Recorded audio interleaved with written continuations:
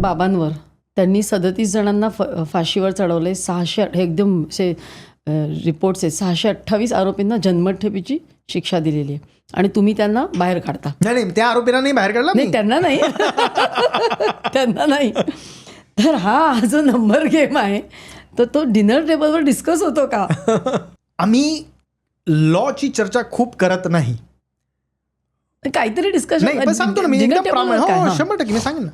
परंतु अनेक वेळा अनेक legal issues, complicated legal issues जेव्हा असतात तेव्हा आम्ही निश्चित चर्चा करतो. म्हणजे ते मला सांगतात, मी त्यांना विचारतो. अनेक वेळा घडतं आणि अनेक केसेसमध्ये असं होतं, म्हणजे अनेक वेळा असं होतं की डिनर टेबलवर माझी बायको असते, पूजा जिचं नाव आहे, माझी आई असते आणि आईबद्दल विचारणार आहे आणि मग त्यांना प्रश्न पडलेला असतो की काय चर्चा चालली आहे. आता आम्ही सगळे डिटेल्स त्यांना देत नाही, कारण काय असतं नाही, घाबरण्यापेक्षा तुम्ही ही केस कसं काय घेतली किंवा तुम्ही अशा लोकांचे वकीलपत्र कशाला स्वीकारतायत, का बरं चालवतायत, असे अनेक प्रश्न साहजिकपणे स्वाभाविकपणे त्यांना पडतात.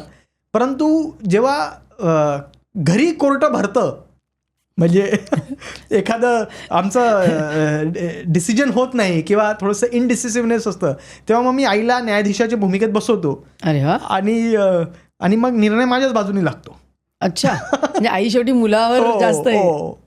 मग जेव्हा घराबाहेर पडता, म्हणजे असं म्हणतो ना आपण की घराबाहेर जाताना की जितके आव, हॅव अ नाईस डे, तर आई बाबांना आणि तुम्हाला वेगवेगळं काय म्हणते, दोन्ही वेगवेगळ्या समोरासमोर. असं आहे की ते तर खूप फिल्मी होईल.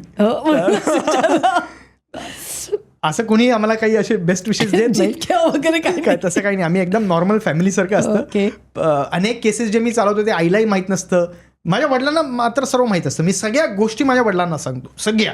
म्हणजे माझ्या बायकोला सांगत नाही, पण माझ्या वडिलांना सांगतो, म्हणजे इत्थंभूत. आणि ते तसंच त्यांचंही आहे. म्हणजे माझ्या आईला ते सगळ्या सांगणार नाही गोष्टी, पण मला सांगतात. असं आमची चर्चा होत असते. फोनवर जास्त चर्चा होते, आमची थेट भेटणं कमी होतं. परंतु प्रत्येक केसमध्ये काही जर टेक्निकल इश्यू असला किंवा काही इश्यू असला तर निश्चित आम्ही चर्चा करतो आणि एकमेकांशी सल्लामसलत करतो. आणि मला असं वाटतं की त्यांचा अनुभव आणि माझी एनर्जी असं आम्ही ते सिनर्जीज मॅच करतो. आणि आता तुम्ही मगाशी आपण सुरू होण्यापूर्वी बोललो की जळगावमध्ये जन्म झाला, मग 12वीपर्यंत जळगाव, आणि मग नंतर मध्ये मुंबईला येऊन मग नंतर न्यूयॉर्कमध्ये मास्टर्स केलं आणि तेव्हा ओबामा कॅम्पेन केली. ते कसं काय केलं?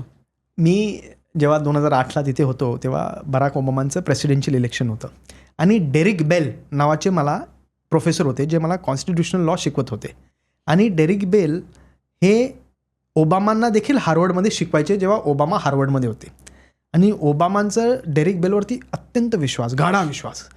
तर डेरिक बेलनी आमच्या क्लासमध्ये सांगितलं वर्गात की ओबामांनी सांगितलेलं आहे म्हणजे की तुम्ही काही निवडक विद्यार्थी घ्या आणि माझ्या प्रचारासाठी त्यांना लावा किंवा प्रचार करायला लावा. तर कोण कोण इंटरेस्टेड आहे. आता असं आहे की आपण भारतीय आहोत आणि भारतीय लोकांचा स्वभावच असतो शेजारच्या घरात काय चाललंय जाणून घ्यायला त्यांना रुची असते. त्यामुळे तो आपला स्वभावच असतो. म्हणून मी हात वरती केला, सांगितलं मला तर खूप आवडेल, मला जाणून घ्यायचं होतं यांची सिस्टीम वर्क कशी करते, यांची कॅम्पेनिंग कशी वर्क करते, मला खूप रुची होती. मग त्यांनी मला बोलवलं आणि सांगितलं की तू बाबा भारतातला, हे इलेक्शन अमेरिकेतलं, तू अमेरिकेतल्या लोकांना काय सांगशील. मी सांगितलं असं नाही आहे, न्यू जर्सीमध्ये प्रचंड मोठ्या प्रमाणात इंडियन लोक राहतात, न्यूयॉर्कमध्ये देखील प्रचंड प्रमाणात इंडियन लोक राहतात, जे तुमचे वोटर्स आहेत. मी त्यांच्याकडे जाईल आणि मी काही जी मांडणी तुम्ही सांगाल त्या पद्धतीने करेल. त्यांना माझं उत्तर आवडलं, त्यांनी मला तिथे निवडलं, म्हणजे सिलेक्ट केलं. मग 30 मुलांची ती होती, टीम होती. तर आम्ही न्यू जर्सी, न्यूयॉर्क, जिथे जिथे इंडियन पट्टे होते तिथे मी जायचो. काही अमेरिकन घरी जायचो. तर अमेरिकन लोकांना अतिशय कुतूहल वाटायचं की हा इंडियन मुलगा ओबामाच्या प्रचारासाठी आला. तर माझ्यामुळे निवडून आले असं मी म्हणणार नाही किंवा मी काही खूप त्याच्यात केलं असंही मी काही म्हणणार नाही.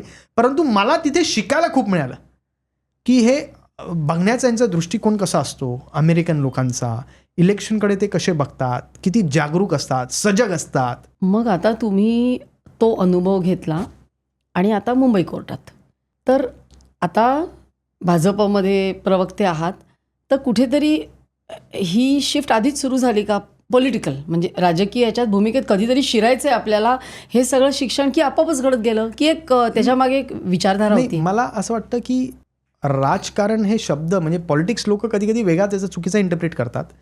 तुम्हाला जर लोकांच्या आयुष्यात चांगला बदल घडवायचा असेल तर निश्चित तुम्ही NGO काढू शकता, तुम्ही अनेक माध्यमं आहेत ज्याच्यातून करू शकतात. परंतु पॉलिटिक्स हा असा एक प्लॅटफॉर्म आहे जिथे तुम्ही जास्तीत जास्त लोकांचं भलं करू शकतात. आणि मला नेहमीच वाटायचं, माझे आजोबा आमदार होते त्याकाळी 62 साली जळगावला.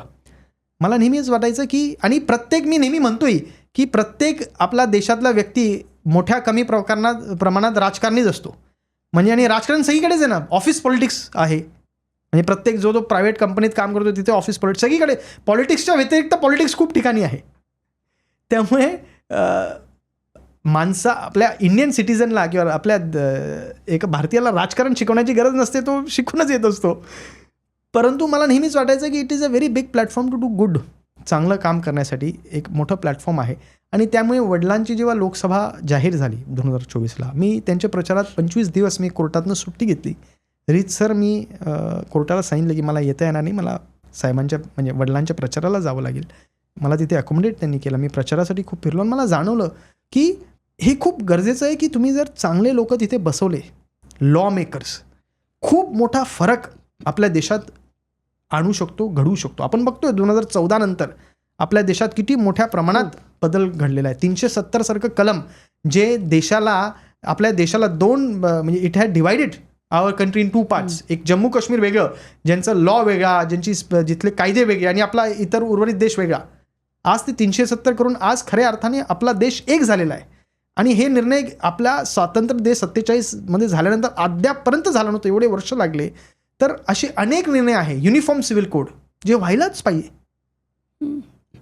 असे अनेक निर्णय आहेत जे लाखो लोकांच्या आयुष्यात, करोडो लोकांच्या आयुष्यात आमूलाग्र बदल घडवू शकतात. आणि त्यासाठी चांगले लॉ मेकर्स संसदेत, विधान भवनात पाठवण्याची आवश्यकता आहे. आणि राजकारण ते माध्यम आहे, या विचाराने मी या क्षेत्रात शिरलो. ही क्लिप शेवटपर्यंत बघितल्याबद्दल खूप खूप धन्यवाद. संपूर्ण एपिसोड बघण्यासाठी खाली दिलेल्या लिंकवर क्लिक करा आणि सर्व काही चॅनलला सबस्क्राईब करायला विसरू नका.